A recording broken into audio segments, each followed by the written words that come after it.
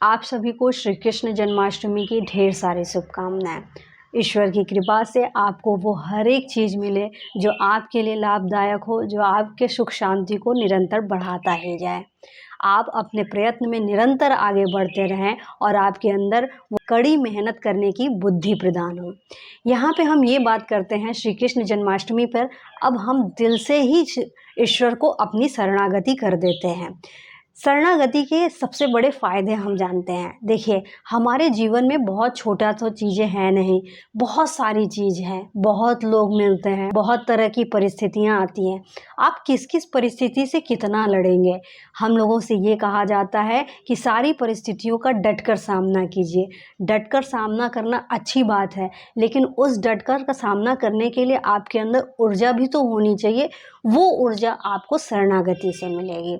जब हम जीवन में आगे बढ़ रहे होते हैं, निरंतर चल रहे होते हैं, तो हमें ऐसे बहुत सारे लोग मिलते हैं जो अलग अलग विकारों से ग्रसित रहते हैं।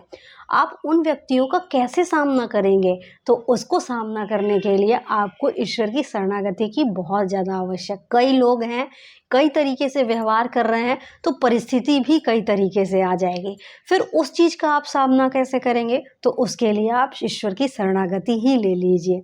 ये सारी चीज़ें जब आप करेंगे ना, तो आपके अंदर वो मन में संतोष, सुख, शांति आएगी, जिससे आप जो काम कर रहे हैं उस काम में आप अपना 100% भी दे सकेंगे और भी ज़्यादा उसमें अच्छा अपना मेहनत करके आप निरंतर आगे बढ़ सकेंगे।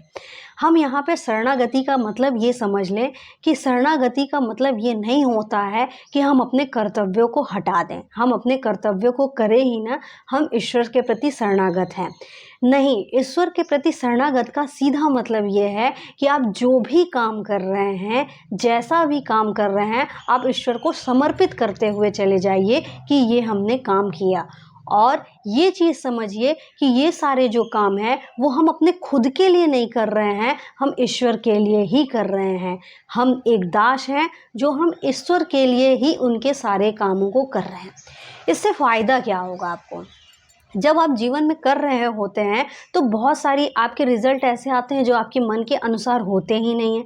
जो आपको चाहिए होता है, जिसके लिए आप मेहनत कर रहे होते हैं, वो आपको मिलता ही नहीं है। तो वहाँ पे आपको विचलन की स्थिति नहीं आएगी, आप विचलित नहीं होंगे कि ये तो मुझे मिला ही नहीं। इसका कहने का मतलब ये है कि अगर आपके सामने असफलता आ गई है तो भी आप विचलित नहीं होंगे, तो भी आप परेशान नहीं होंगे। ईश्वर की शरणागति करें कैसे?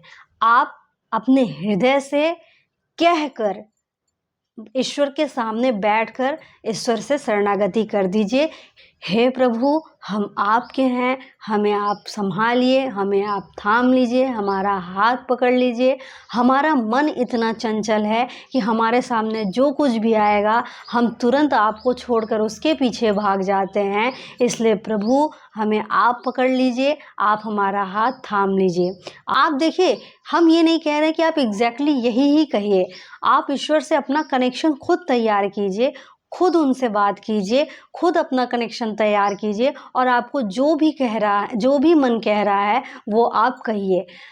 हम सभी के अंदर एक बहुत अच्छी चीज़ है कि हम ईश्वर को कभी गलत चीज़ नहीं चढ़ाएंगे। जब हम शरणागत करेंगे, हम उनको अपने आप को सौंप देंगे, तो हम कभी भी कोई भी गलत चीज़ नहीं करेंगे, ना ही हम उन्हें गलत चीज़ चढ़ाएंगे।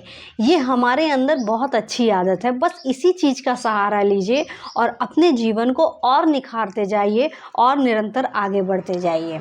ईश्वर की शरणागति बहुत अच्छी चीज़ है। अगर आप एक बार भी कोशिश करेंगे तो आप अपने मन में, अपने वचन में, अपने कर्म में काफ़ी बदलाव देखेंगे और उस बदलाव से आपके रिश्ते अच्छे होंगे, आपका कैरियर अच्छा होगा, आपको सुख और शांति का अनुभव बहुत अच्छे तरीके से होगा। एक बार आप कोशिश करके देखिएगा।